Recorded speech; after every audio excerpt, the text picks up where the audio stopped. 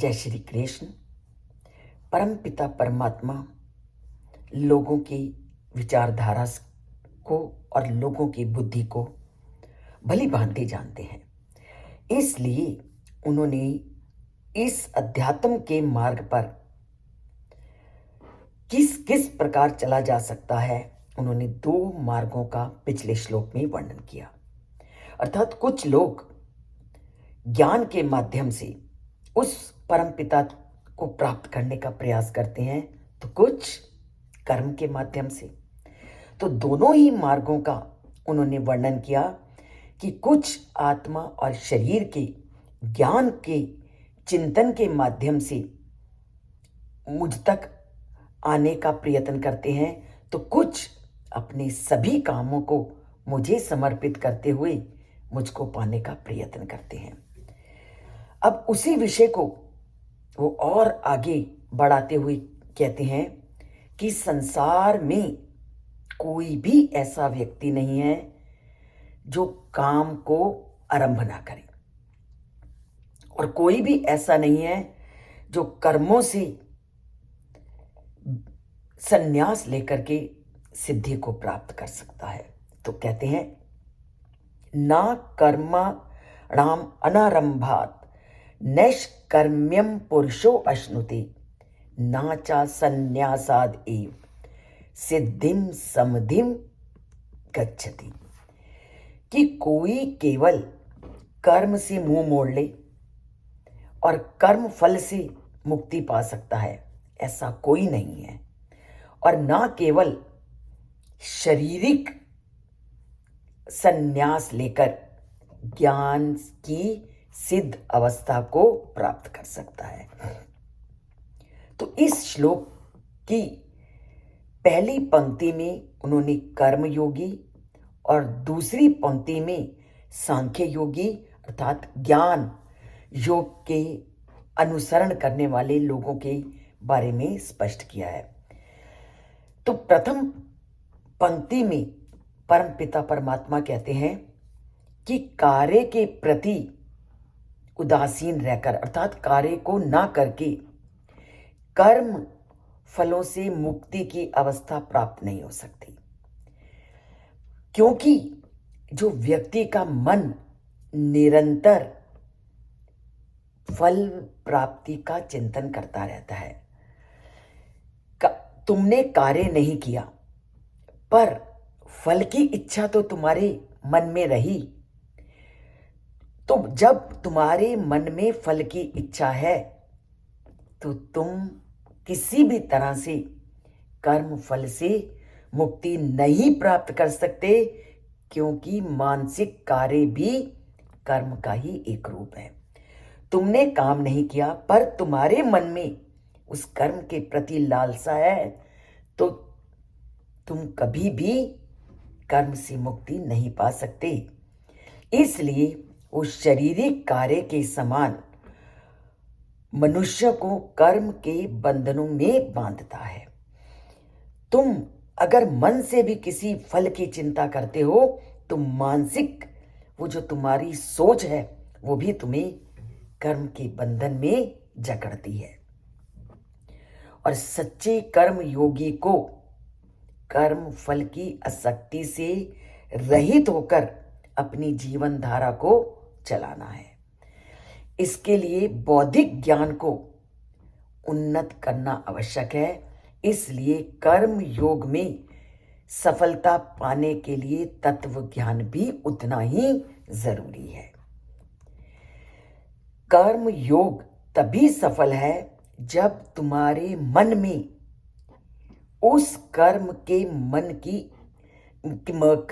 फल की कोई भी इच्छा जागृत ना हो, वही वास्तविक कर्म योग है। और दूसरी पंक्ति में परम पिता परमात्मा सांख्य योग या जिसको आप ज्ञान योग कहते हैं, जो संसार से तो संन्यास ले लेता है, सन्यासी बन जाता है, कर्म नहीं करता, पर आत्मज्ञान की अवस्था को अभी प्राप्त नहीं कर पाया, तो कोई भी मनुष्य भोगों को त्याग कर सकता है।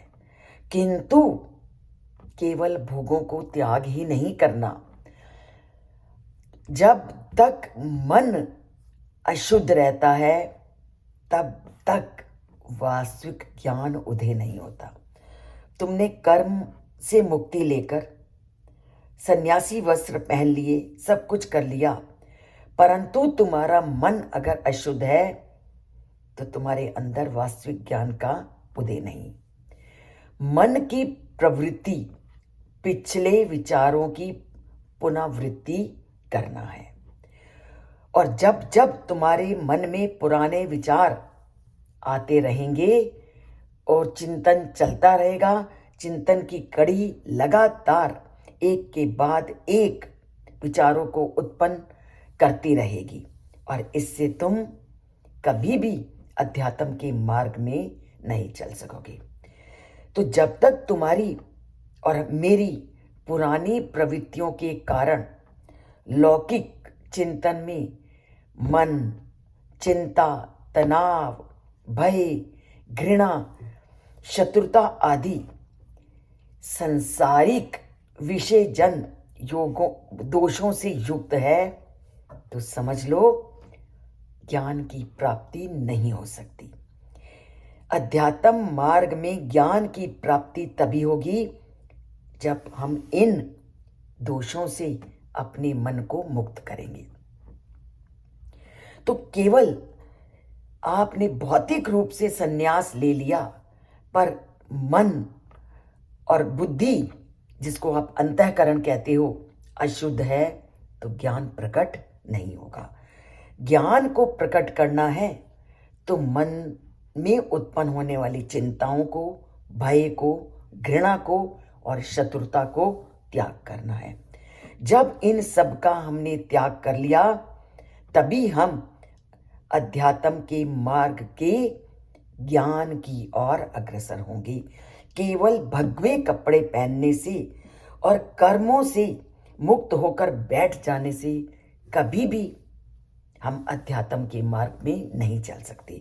कितना स्पष्ट वर्णन परमपिता परमात्मा ने उन लोगों के लिए किया है जो पूरे कर्मों से मुंह मोड़ करके जीवन से संन्यास ले लेते हैं, पर मन को शुद्ध नहीं करते। जीवन में संन्यास की अपेक्षा मन को शुद्ध करने से ही आप अध्यात्म के ज्ञान मार्ग की ओर चल सकते हो। तो अध्यात्म के ज्ञान मार्ग में चलना है तो मन को चिंताओं से, घृणा से, तनाव से, क्रोध से मुक्त करना है। यही गीता का ज्ञान योग है। और गीता का कर्म योग क्या है कि अपने सभी कर्मों को उस परमात्मा के लिए, उस लक्ष्य के लिए फलों के प्रति आसक्ति ना रखते हुए कार्य करना। तो कर्म योग और सांख्य योग दोनों के लिए कर्म और ज्ञान अनिवार्य है। यह केवल हमें क्या करवाता है कि कर्म भी उतने ही इंपॉर्टेंट हैं जितना ज्ञान, क्योंकि कर्म और ज्ञान मिलकर के ही हमें उस अध्यात्म के मार्ग की ओर ले जाते हैं। तो अध्यात्म के मार्ग में चलना है तो वो कर्मों को करना है जो परमात्मा के लक्ष्य की ओर ले जाएं, और उस ज्ञान को अपने अंदर जागृत करना है जो इन सब दोषों को हमें मुक्ति प्रदान करे। तो इसके लिए जुड़ते हैं चैनल से। परमात्मा के चैनल से जुड़ने के साथ साथ कर्म योग और ज्ञान योग में वृद्धि करते हैं और जीवन को एक नया मोड़ और एक नई चेतना प्रदान करते हुए गीता के श्लोकों के अनुसार जीवन को चलाते हैं। तो जिन्होंने अभी तक सब्सक्राइब नहीं किया तो चैनल को सब्सक्राइब कीजिए।